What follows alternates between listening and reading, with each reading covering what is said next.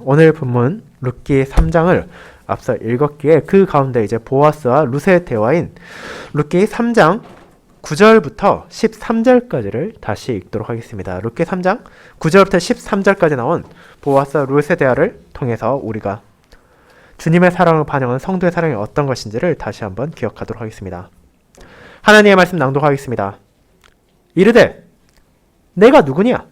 하니 대답하되 나는 당신의 여종 르시오니 당신의 옷자락을 펴 당신의 여종을 덮소서. 이는 당신이 기업을 물을 자가 됨이니이다 하니 그가 이르되 내 딸아 여호와께서 내게 복 주시기를 원하노라. 내가 가난하건 부하건 젊은 자를 따르지 아니하였으니 내가 베푼 인애가 처음보다 나중이 더하도다. 그리고 이제 내 딸아 두려워하지 말라. 내가 내 말대로 내게 다 행하리라. 내가 현숙한 여자인 줄을 나의 성의 백성이 다 아느니라. 참으로 나는 기업을 물을 자이나 기업 물을 자로서 나보다 더 가까운 사람이 있으니 이 밤에 여기서 머무르라. 아침에 그가 기업 물을 자의 책임을 내게 이해하려 하면 좋으니 그가 그 기업 물을 자의 책임을 행할 것이니라. 만일 그가 기업 물을 자의 책임을 내게 이행하기를 기뻐하지 아니하면 여호와께서 살아계심을 두고 맹세하노니 내가 기업 물을 자의 책임을 내게 이행하리라. 아침까지 누워 있을지니라 하는지라. 아멘.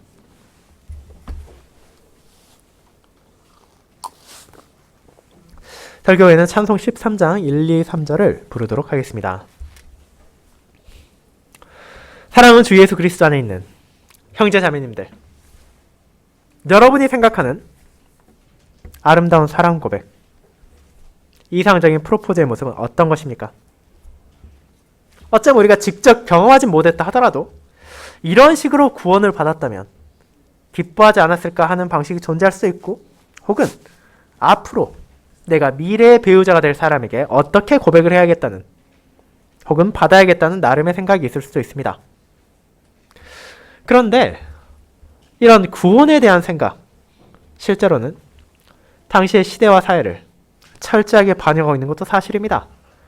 나의 머릿속에 떠오르는 감동을 줄 것이라 생각되는 청혼들, 예를 들어 드라마나 소설이나 매체에 나오는 놀이공원을 빌려 불꽃놀이와 함께 고백하는 사랑, 잔잔한 강이 흐르는 다리 위에서 무릎을 꿇고 반지를 건네는 모습, 극장이나 장소를 대관해서 깜짝 프로포즈를 하는 장면, 그 모든 것들이 그 자체로 딱히 나쁘거나 악한 것은 아닐지라도 세상의 다양한 방법으로 끊임없이 우리에게 주입시킨 결과물이란 것을 부정할 수는 없을 것이기 때문입니다.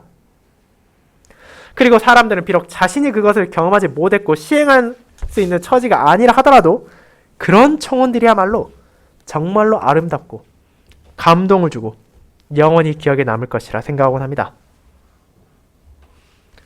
그와 같은 세상적인 관점에서 우리가 오늘 본문을 바라본다면 이것은 결코 이상적이지도 않으며 남에게 추천할 수도 없는 기이한 모습으로 여겨질지도 모릅니다.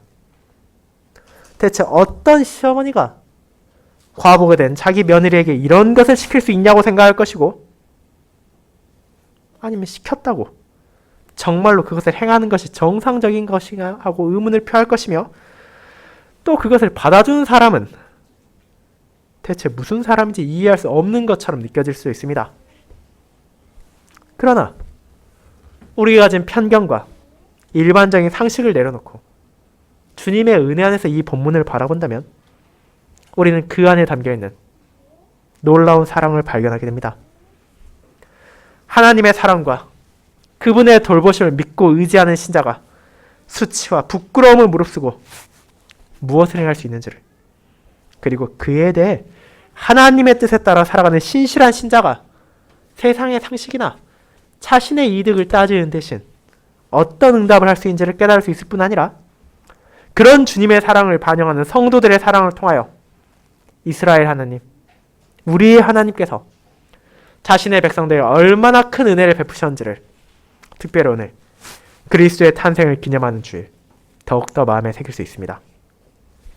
저는 그와 같은 주님의 은혜를 바라보게 하는 오늘 본문을 주님의 사랑을 반영하는 성도의 사랑이라는 제목으로 나누고자 합니다. 그리고 이를 통해 그리스도의 탄생을 기념하는 대신 세상의 사랑과 연인의 애정만을 외치는 이 땅에서 성도들이 참으로 나눌 수 있으며 진정 높일 수 있는 아름답고 영원한 사랑을 우리가 함께 이 가슴에 품기를 소망합니다. 저는 이를 첫 번째 보아스의 은혜를 구하는 룻의 고백과 두 번째 은혜를 확신하게 하는 보아스의 보증이라는 두 대지로 나누어 살펴보도록 하겠습니다. 먼저 첫 번째 보아스의 은혜를 구하는 룻의 고백을 알아보겠습니다.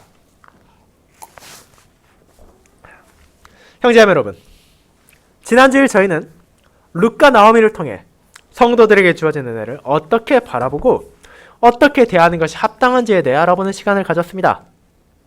물론 우리는 앞선 룻기를 통해서 그녀들이 받을 자격이 없는 큰 은혜, 하나님께서 그들을 위해 보내신 구속자라 할 수 있는 보아스를 통해 너무나 큰 사랑을 받았다는 것을 잘 알고 있습니다. 그런데 그런 은혜를 우리가 받는 것과 그 은혜를 바르게 고백하고 그 안에 계속해서 머무르길 원하는 것은 실제로는 별개의 것이라는 것을 저와 여러분은 세상에서 종종 경험하지 않습니까? 그런 배은만덕한 자세, 자기가 은혜를 받았음에도 그것을 쉽게 잊어버리고 그 가치를 버리고 또 다른 것을 찾아 떠나 방황하는 사람들의 자세를 주님을 믿는 신자들의 마음에서도 발견할 때가 있게 우리는 이 본문을 통해 다시금 자기 백성을 인도하시는 하나님의 은혜를 붙잡아야 했습니다. 그 당시 해가 뜨는 새벽에서부터 해가 져서 더 이상 일할 수 없는 저녁까지 룻은 밭에서 보리를 주었습니다. 비록 보아스의 도움으로 안전을 보장받았고 여러 가지 혜택을 받았다더라도 그것은 결코 수월한 일이 아니었습니다. 그러나 그녀는 멈추지 않고 열심히 자신이 할 수 있는 최선을 다했고 그 결과 한 에바라는, 즉 오늘날로 따지면 20kg가 넘는 많은 양의 곡식을 가지고 집으로 돌아갈 수 있었으며 보아스를 통해 받은 풍성한 식사의 여분도 시어머니에게 가져갈 수 있었습니다. 그런 며느리를 본 나오미는 자연스럽게 하나님의 큰 은혜가 베들레헴에 사는 누군가를 통하여 그녀들에게 주어졌음을 깨달을 수 있었습니다. 그렇게 룻을 향해 어떤 일이 있었는지를 물었을 때 그녀는 어떻게 대답합니까? 분명 한 에바의 보리를 수확한 데는 그녀의 땀과 노력이 들어있습니다. 이것은 결코 대충 일해서는 얻을 수 없는 양이었고 하루 종일 허리를 굽혀서 떨어진 이삭을 줍는 수고를 통해서만 채울 수 있는 성과였습니다. 그럼에도 그녀는 자신의 무언가를 높이려 하지 않았습니다. 자신의 노력, 자신의 헌신에 대해 말하는 대신 그녀 겸손하게 보아스의 은혜를 내가 받았습니다 라고 고백했고 자신의 노력이 헛되지 않은 것 또한 그의 도움, 더 나아가서는 그녀들을 돌보는 하나님의 손길이라는 것을 겸허하게 인정했습니다. 그리고 그와 같은 은혜에 대한 고백을 나오미 또한 함께 했습니다. 그녀는 룻에게 도움을 준 하나님에게, 보아스에게 주님의 복이 있기를 구했을 뿐 아니라 하나님께도 산자와 죽은 자에게 은혜를 베푸셨음에 찬양했습니다. 그뿐 아니라 그분께서 기업 물을 자를 통해 소망 없는 이들을 붙잡으시고 위로하신다는 사실까지 알게 되었습니다. 그렇게 나오미는 자기 자신을 말하라 자칭하며 하나님의 은혜를 외면하던 과거에서 벗어나 그분의 돌보심을 다시 확신하게 되었습니다. 아무도 자신들을 도우려 하지 않고 모두가 외면하는 것 같은 때라 하더라도 신실한 종을 통해서 그 백성들을 돌보시는 주님의 손길을 경험했기 때문입니다. 이렇게 자기들에게 주어진 은혜를 겸손히 인정하고 고백한 그녀들은 더 나아가 그 은혜 안에 머물기를 소망했습니다. 룻은 나오미를 향해 보아스가 전해준 약속, 앞으로 수확철이 다 끝날 때까지 자신의 밭에서 일해도 된다는 것을 알렸으며 나오미는 그에 감사하고 다른 곳에서 더 나은 것을 찾기 위해 방황하는 대신 주님께서 그 사람을 통해 우리에게 베푼 은혜 안에 머무르며 그곳에 거하기를 권했습니다. 우리가 보았을 때 이것은 물론 당연한 반응이라 할 수도 있지만 그 안에 담겨있는 의미는 결코 가볍지 않았음을 기억해야 합니다. 왜냐하면 나오미, 그녀 자신이 과거에 이와 정반대 행동을 했었기 때문입니다. 그녀와 남편이 주님께서 베푸신 은혜를 풍성히 누리고 있음에도 불구하고 잠시의 고난을 참지 못하고 베들레헴을 떠나 이방 나라 모압을 향한 적이 있었기 때문입니다. 그러나 더 나은 삶을 소망하며 베들레헴을 떠났던 그들은 슬픔과 비참을 마주하게 되었고 나오미는 가족과 재산을 잃고 오직 며느리 한 명만을 데리고 초라하게 돌아올 수밖에 없었습니다. 그런 경험을 했던 나오미였기에 룻이 자신과 동일한 어리석은 실수, 잘못된 행동을 반복하지 않도록 하기 위하여 우리에게 주어진 은혜에 감사하고 그 은혜 안에 함께 머무르자고 조언한 것입니다. 그렇게 룻은 보리 추수가 시작되어 밀 추수가 끝날 때까지 7, 8주의 시간 동안 보아스의 밭에서 일함을 통해 시어머니를 봉양할 수 있었고 기업 물을 자의 등장과 이제 그녀들이 함께 거주한다는 표현을 통해 주님의 자비로 그녀들이 받게 될 또 다른 은혜를 신자들이 생각하게 하며 이 룻기 2장은 끝났습니다. 그런 상황에서 오늘 본문 3장이 시작됩니다. 2장 마지막에 나타난 룻과 시어머니 이 두 여인이 함께 거하는 현실이 바람직하지 않다고 여긴 나오미의 발언을 언급하며 1절은 말합니다.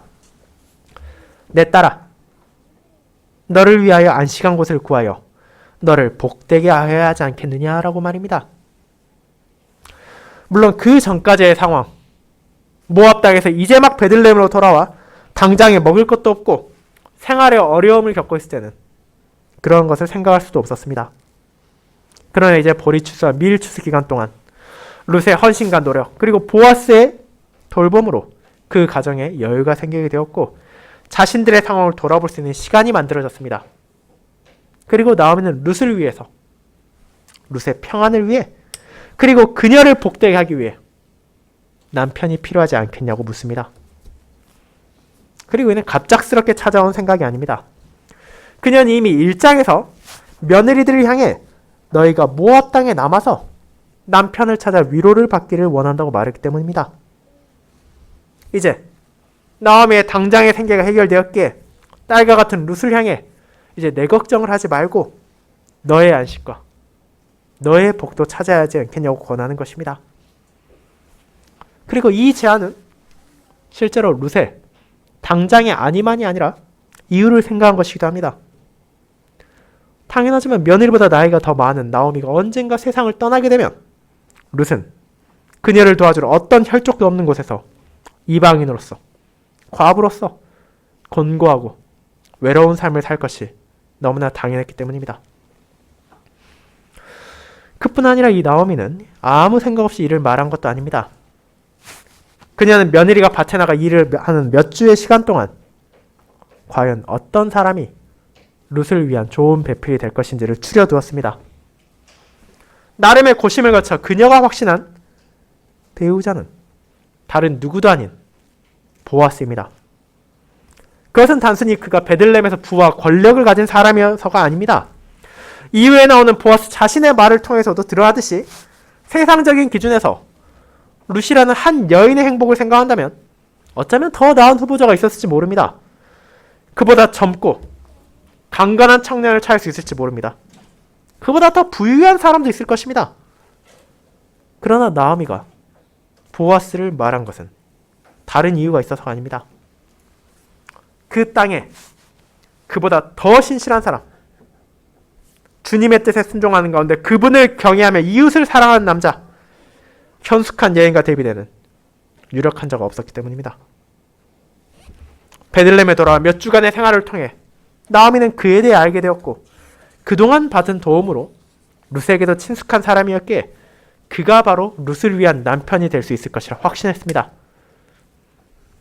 자신들에게 어떤 요구도 없이 그저 언약 백성의 소명에 따라 도움을 주었고 심지어 룻의 신실함에 대해서 존중을 표했기에 이 사람이라면 어떤 편견도 없이 룻을 돌보고 인도해 줄 것이라 생각한 것입니다. 거기까지는 우리 모두 어렵지 않게 이해할 수 있습니다. 하지만 이어지는 2절부터 4절에 나오는 나오미의 명령은 우리로서는 받아들이기 조금 난감해 보일 수도 있고 그녀의 표현 자체도 모호한 면이 있습니다. 그들의 친족, 그들에게 도움을 준 보아스는 이제 저녁에 타작마당에서 보리의 키질을 할 것입니다. 당시 이스라엘 사람들은 보리와 밀의 추수를 끝낸 후 많은 경우는 저녁 시간에 이 곡식에 키질을 했는데 다른 이유가 있어서가 아니라 낮 동안에는 바람이 불어서 쭉정이만이 아니라 키질을 한 동안 곡물까지도 날아갈 우려가 있었기 때문입니다. 그렇게 나오미는 이제 모든 추수가 성공적으로 끝난 것을 기념해서 보아스가 낮 시간에는 자신의 일꾼들의 노고를 취하며 연회를 할 것이며 그것이 끝난 후에는 다시 돌아와 일을 하고 그 타작마당에서 잠들 것이라는 예측을 하고 있었습니다. 그렇게 룻을 향해 이제 몸을 단정하게 다스리고 마을 외곽에 있는 타작마당에 조용히 가서 몸을 숨기고 있다가 보아스가 일을 마치고 자리에 누우면 그 옆에 누우라고 말했습니다. 그런데 한 남자가 자고 있을 때 그 옆에서 이불을 함께 덮고 누울 수 있는 사람은 누구입니까? 바로 그의 아내뿐입니다. 정상적인 부부의 관계를 가진 사람들이 그렇게 함께 잠을 청하고 안식하게 됩니다. 그리고 그렇게 하면 보아스가 내 할 일을 알려줄 것이라 나오미는 말합니다. 그와 같은 나오미의 말에는 분명 모호한 점이 있습니다. 한편으로는 우리는 주님의 은혜를 고백하고 믿음을 회복하고 있는 나오미가 자신의 며느리에게 창기 행동을 명하지 않을 것이라 믿습니다. 그 점은 특별히 4절에 나온 발이라는 표현을 성적인 의미까지도 내포하고 있는 히브리어의 일반적인 발을 가리키는 단어가 아니라 오직 여기와 다니엘에서만 나오는 특별한 표현을 사용함으로 가리킴으로 알 수도 있습니다. 하지만 동시에 그녀의 권유는 아무리 봐도 룻에게 너무 위험해 보이는 것도 사실입니다. 여성이 그렇게 남성에게 다가가는 것 자체가 오늘날만이 아니라 그 당시에도 일반적이지 않은 부끄러운 일일 뿐더러 보아스의 행동에 따라서는 룻이 어떤 위험을 당할지 아무도 모르기 때문입니다. 그럼에도 룻은 나오미의 제안에 따릅니다. 그녀는 나오미를 알고 있었고 보아스를 알고 있었기에 자신이 믿고 있는 두 사람을 신뢰하며 수치스럽고 어쩌면 위험할 수도 있는 이 제안을 따라 자신에게 주어진 일을 행합니다. 그렇게 나오미와 룻의 대화가 마치고 이제 장면이 전환됩니다. 그녀들이 무슨 말을 나누었는지 전혀 알지 못한 보아스는 자신의 일꾼들과 추수의 결실을 기뻐하며 음식과 음료를 나누었습니다. 물론 여기서 나오는 보아스의 마음이 즐거웠다는 표현은 그가 연애의 분위기에 휩쓸려 술에 취한 고주망태가 되었다는 것이 아닙니다. 이후에 나올 룻과의 대화에서 나타나듯이 그는 충분히 이성적으로 생각하고 말을 할 수 있는 상태였기 때문입니다. 그렇게 그의 마음에 나타난 이 즐거움은 다른 것이 아닙니다. 몇 년에 걸쳤던 기근이 끝났고 하나님께서 베들레헴에 푸신 양식에 기뻐하며 자신과 함께한 모든 이들의 수고가 헛되지 않았음에 감사한 것입니다. 그런 축복을 자신의 일꾼들, 그뿐 아니라 아마도 베들레헴의 형제 자매들과 함께 나누며 먹고 마실 수 있었기에 그의 마음에 어찌 즐겁지 않을 수가 있겠습니까? 그렇게 은혜로운 시간을 보내고 즐겁게 타작마당으로 온 보아스는 곡식 단더미의 끝 타작마당의 한쪽 구석에서 이불을 덮고 휴식을 취했습니다. 그리고 그런 보아스를 기다리고 있던 룻은 나오미의 말에 따라 그의 발치 이불을 들고 살며시 그 옆에 누웠습니다. 얼마의 시간이 지난 후 잠을 자던 보아스는 무언가 이상하다는 것을 느끼게 되었습니다. 분명 혼자서 내가 이불을 덮고 잠을 자고 있는데 바로 옆에서 사람의 인기척이 느껴진다면 얼마나 당황스럽겠습니까? 그렇게 보아스는 화들짝 놀라 몸을 일으켰습니다. 그리고 웬 여인이 자기 옆에 누워있는 것을 보고 당황하며 묻습니다. 내가 누구냐? 내 옆에 그렇게 누워야 할 사람이 없는데 아니 대체 너는 누구냐고 물은 것입니다. 자신이 이미 잘 알고 있는 룻을 인지하지 못할 정도로 보아스는 놀라고 당황한 것입니다. 그런 보아스를 향해 룻은 그가 가질 수 있는 오해를 불식시키고 어쩌면 나오미의 명령에 남아있던 모호함까지도 분명하게 제거합니다. 여기서 그녀는 시어머니의 말을 따르지 않습니다. 나오미의 말대로 보아스가 할 일을 알려주도록 기다리지 않고 자기가 왜 왔는지를 선언합니다. 나는 당신의 여종 룻이오니 당신의 옷자락을 펴 당신의 여종을 덮으소서. 이는 당신이 기업을 물을 자가 됨이니이다. 룻은 보아스를 유혹하기 위해 온 것도 아니고 그를 협박하기 위해서 온 것도 아닙니다. 처음 보아스를 만났을 때 자신을 하녀 중에 하나와도 같다고 말한 그녀는 지금도 그 마음을 잊지 않았습니다. 그의 호의를 받았음에도 거만하지 않고 겸손히 당신의 여종이라고 고백합니다. 그리고 다시 한번 그의 은혜를 구합니다. 당신의 옷자락으로 나를 덮어달라고 말입니다. 당연하지만 이 말은 문자 그대로 해석해서는 안 됩니다.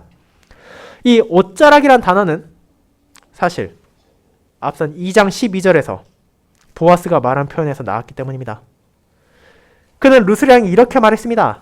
그녀를 축복하며 여호와께서 그의 날개의 보호를 받으러 온 내게 온전한 상 주시길 원하노라. 여기서 나온 날개가 바로 이 옷자락과 동일한 단어입니다. 즉 룻은 보아스를 향해 주님의 뜻 안에서 그 날개 아래 보호받기를 요청한 당신이 이제 그분의 뜻 안에서 나를 당신의 날개로 보호해달라고 요청한 것이며, 이를 다르게 말하자면 완곡하게 말하는 청혼의 말이라 할 수 있습니다. 그리고 그녀가 갑작스럽게 보아스에게 이런 요청을 하게 된 것은 다른 이유가 아닙니다. 그가 기업을 물을 자이기 때문입니다.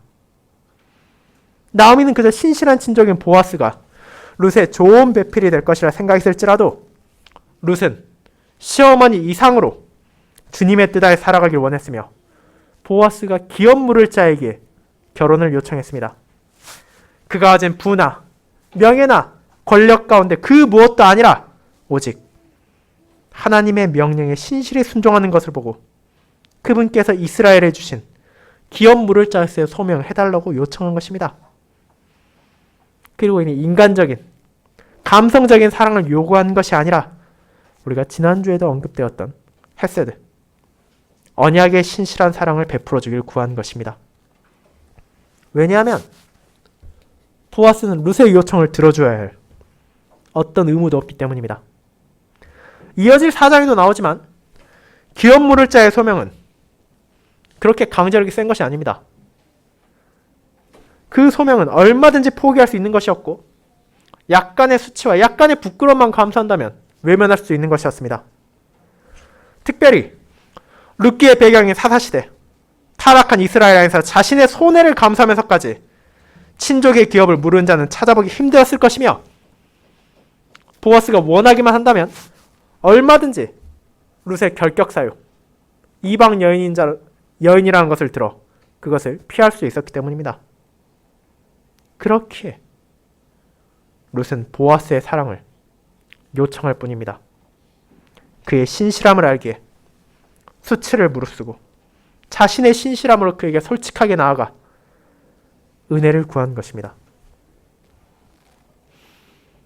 사랑하는 형제자매 여러분,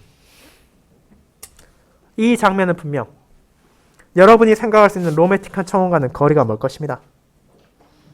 낭만이라고는 정말로 눈꽃만큼도 찾아볼 수 없는 이 타작마당의 한 구석에서 잠에서 깨서 놀라 당황하는 남자에게 주님의 뜻을 의지하며 구원하는 이 여인의 모습은 세상은 조롱할지도 모릅니다. 우리의 일반적인 감성으로도 받아들이기 힘들지도 모릅니다. 심지어 이것은 당시 이스라엘 백성에게도 받아들이기 쉽지 않은 것이었습니다. 그들은 이미 상당한 나이 차가 있을 뿐 아니라 삶의 배경도 다르고 심지어 룻은 모압 출신 과부이기까지 합니다. 그 모든 것이 이 구원을 부끄럽고 있을 수 없는 것으로 얘기할 것입니다. 그러나 룻은 오직 주님의 돌보심을 의지하며 신실한 성도를 향한 사랑을 요구했고, 이는 어떤 가치도 없음에도 하나님의 말씀 안에서 그분의 사랑을 요청하는 저와 여러분의 모습을 반영하고 있습니다. 거룩하고 지엄하신 하나님 앞에 우리 모두는 비천하고 나약한 존재입니다. 그분 앞에 감히 나아갈 자격도 없고 무언가를 요구할 권리도 없는 그분의 종이 바로 저와 여러분입니다.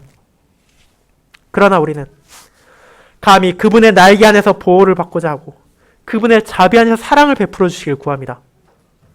그 모든 것의 근거는 단 하나, 그분의 말씀입니다. 우리는 그분의 신실하심을 믿기에 어떤 부끄러움도 무릅쓰고 자신을 한없이 낮추고 주님의 은혜를 구합니다. 그리고 이제 하나님께서는 그렇게 자신을 향해 나오는 성도들에게 룻과 보아스 안에서 나타나는 사랑을 통하여 성도에게 베풀어지는 그분의 사랑까지도 확신하게 하십니다. 그것을 이어지는 본문에서 우리는 살펴볼 것입니다. 12번째, 은혜를 확신하게 하는 보아스의 보증에서 우리는 알아보겠습니다. 성도 여러분, 한밤중에 갑작스럽게 놀라 잠이 깨서 이런 당황스러운 청혼을 들은 보아스는 어떤 반응을 합니까? 아마도 일반적이라면 얘기 잘 알았으니 일단 낮에 얘기하자고 그녀를 돌려보내는 것이 정상일 것입니다. 그런데 보아스는 룻의 요청을 그렇게 응대하지 않습니다. 그녀는 보아스에게 있어서 나이 차이가 어느 정도 났기에 룻을 향해 내 딸아라는 친근한 표현으로 불러서 긴장하고 있을 그녀를 격려했고 심지어 그의 행동을 칭찬하기까지 합니다. 이는 그녀의 말, 기업물을 자에게 은혜를 구하는 것이 세상의 조건을 따지고 자기 이득을 챙기기 위한 것이 아니라 주님 안에서의 신실함을 증거한 것이길 알았기 때문입니다. 그렇게 여호와께서 복을 주시길 구한 그는 이미 알고 있던 그녀의 인해 다시 한번 나오는 그녀의 언약에 신실한 헤세드의 모습이 자신 생각보다 훨씬 컸다는 것을 인정합니다. 그리고 이처럼 현숙한 여인의 모습, 히브리 성경에서 룻기에 앞선 잠언의 마지막 장에 나온 주님을 경외하는 여성의 자세를 보인 룻을 칭찬하며 그녀의 뜻을 따를 것을 약속합니다. 그것은 분명 보아스에게 있어 그의 사회적 지위에 흠집을 낼 수도 있고 경제적인 부에도 어떤 도움이 되지 않을 것입니다. 하지만 그 또한 하나님을 경외하는 유력한 자로서 주님의 뜻 안에서 은혜를 구하는 현숙한 여인을 거부하지 않았습니다. 이를 통해 룻과 보아스는 주님의 헤세드, 그 주님의 신실하심과 인자하심 안에서 서로에게 신실한 사랑을 보였습니다. 물론 보아스는 지금 당장 그녀에게 결혼을 약속할 수는 없었습니다. 그 이유는 그가 세간의 눈치를 봐서도 아니고 손익을 따질 시간이 필요해서도 아니었습니다. 이는 단 하나의 이유, 오직 그보다 앞선 기업물을 순번을 가진 자가 있었기 때문입니다. 아무리 그 사람이 룻과 나오미에 대해 어떤 관심을 보이지 않았고 도움의 손길을 내밀지 않았다 하더라도 신실한 보아스는 그것을 무시하지 않았습니다. 그렇게 혹시라도 그 사람이 알지 못했을 뿐 자신과 마찬가지로 주님을 경외하고 기업 물을 자의 책임을 행하려 한다면 그 또한 룻이 바라던 신실한 행동임을 증거한 것이기에 좋은 것이지만 만약 그가 그 책임을 지려하지 않는다면 그때는 내가 반드시 자기가 그 소명을 임할 것을 맹세한 것입니다. 그리고 그 약속의 진실됨을 거룩하신 주님의 살아계심을 두고 맹세함으로써 룻이 어떤 불안이나 염려도 없이 편안하게 돌아갈 수 있도록 배려했습니다. 그뿐 아니라 보아스는 룻이 혹시라도 가십이나 수근거림이 대상이 되지 않도록 도와줍니다. 어두운 밤길에 그녀를 보내진 않았지만 동시에 사람들이 활동하기 전에 새벽녘에 집으로 돌려보내므로 그녀의 평판을 지켰습니다. 그리고 그의 약속을 확실하게 보증하기 위해 그녀에게 겉옷을 펴게 해서 벌이를 6번 되어 가져가게 했습니다. 물론 그 양에 대해 우리가 정확히 알 수 없지만 그것이 상당한 양임은 확실했습니다. 이미 앞선 본문에서 한 에바 20kg 정도는 문제없이 들고 갈 수 있던 룻이었지만 보아스가 이번에 보증으로 준 곡식은 그가 지워주는 도움을 주어야 했기 때문입니다. 그처럼 풍성한 보증, 약속에 대한 확신을 준 보아스는 룻이 떠난 이후 성읍으로 돌아갔습니다. 그리고 우리는 신실한 그와 약속에 따라 이제 다른 기업 물을 자를 찾아갈 것을 예상할 수 있게 됩니다. 하지만 본문은 다시 한번 장면을 바꿔 기업 물을 자들의 만남이 생기기 전에 나오미의 집에서 어떤 일이 있었는지를 보여줍니다.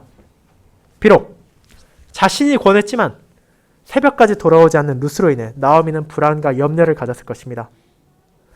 하나님의 은혜와 돌보심을 다시금 확신하게 되었지만 내가 한 제안이 정말로 그분의 뜻에 따른 것인지 걱정했을 것이고 내가 괜한 짓으로 며느리를 위험에 빠뜨린 것은 아닌지 초조한 마음으로 밤을 지새웠을 것입니다. 그렇게 새벽이 되어 룻이 집에 도착했을 때 그녀가 물은 말은 루사, 내 딸아, 어떻게 되었느냐는 질문이었고 이를 보다 원문에 가깝게 직역한다면 내 딸아, 너는 누구냐라는 표현입니다. 이 질문은 보아스가 타작마당에서 한 것과 동일한 질문입니다. 그리고 그 안에 내포된 것은 그녀의 신분, 그녀의 정체성이 어디에 있는지입니다. 룻은 이스라엘 베들레헴에서 나고 자라지 않았습니다. 룻은 이방 땅, 심지어 이스라엘의 대적인 모압 출신, 언약의 외인이었습니다. 그러나 그녀는 베들레헴에 오기 전 자신의 믿음을 고백했고 주님을 향한 전적인 의지와 신뢰를 드러냈습니다. 그리고 하나님의 돌보심 안에서 룻의 믿음은 더욱더 자라갔고 신앙 안에서 그녀의 정체성은 확고해졌습니다. 보아스와 처음 만났을 때 그녀는 이방 여인, 그의 하녀보다도 못한 존재였지만 타작마당에서 대화를 통해 그녀는 그의 여종이며 은혜 안에서 그의 보호를 받길 원하는 사람을 밝혔습니다. 그런 정체성, 세상이 아니라 주님의 뜻 안에서 스스로를 정의하고 그에 따라 행하는 사람이 자기의 며느리 룻임을 확인함으로써 나오미는 그녀의 아니와 지난밤에 있던 것을 물었습니다. 그런 나오미를 향해 룻은 기쁜 소식, 그녀의 뜻에 따른 자신의 행동과 그에 대한 보아스의 응답이 무엇인지를 가감없이 전했습니다. 그리고 아마도 나오미는 집에 들어오는 룻을 바라보는 순간 그녀의 답을 듣기도 전에 그 사실을 직감했을 것입니다. 왜냐하면 룻이 빈손으로 오는 것이 아니라 겉옷으로 만든 곡식자루를 짊어지고 왔기 때문입니다. 그녀가 갑작스럽게 그런 곡식을 얻을 방법이 없기에 나오미는 자신의 소망대로 이루어졌을 것이라 기대했고 룻은 실제로 보아스와 그녀가 나눈 대화, 주님의 뜻 안에서 그의 은혜와 사랑을 구한 자신과 부족한 자신의 모든 뜻을 들어주기로 약속한 보아스의 말을 전했습니다. 그리고 본문에 나타나지 않았던 보아스의 말, 빈손으로 내 시어머니에게 가지 말라는 전언까지도 전했습니다. 그리고 이 짧은 말 안에도 나오미에게 주어진 위로가 작지 않음을 우리는 알아야 합니다. 왜냐하면 그는 이미 나름의 기도를 품고 행동한 결과 빈손으로 슬퍼하며 돌아온 적이 있었기 때문입니다. 그렇게 보아스의 약속과 보증은 그녀를 위로하며 이번에는 실망하지 않을 것임을, 그녀가 다시 붙잡은 하나님의 은혜에서 선하게 이루어질 것임을 그 마음에 새기게 한 것입니다. 이제 나오미도 그의 약속을 확신할 수 있었습니다. 그렇게 그녀들은 모든 불안을 내려놓고 앞으로 다가올 약속의 성취, 그녀들에게 베풀어질 위로와 안전, 사랑과 은혜를 기다릴 수 있었습니다. 그가 자신의 말과 행동으로 보여준 신실함에 더해 확실한 보증까지 주었기에 보아스가 약속을 성취하기까지 쉬지 않을 것임을 믿었습니다. 그런 확신 있게 룻과 나오미의 기다림은 초조와 불안이 아니라 기대와 기쁨으로 가득 차 있었습니다.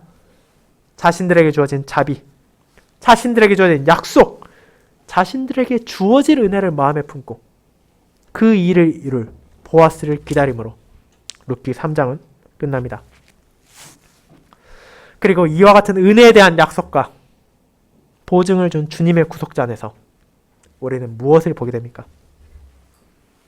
보아스를 포함하여 구약과 신약의 모든 구속자들, 하나님의 종들이 가리키고 있는 온전한 구속자 예수 그리스도를 보게 됩니다.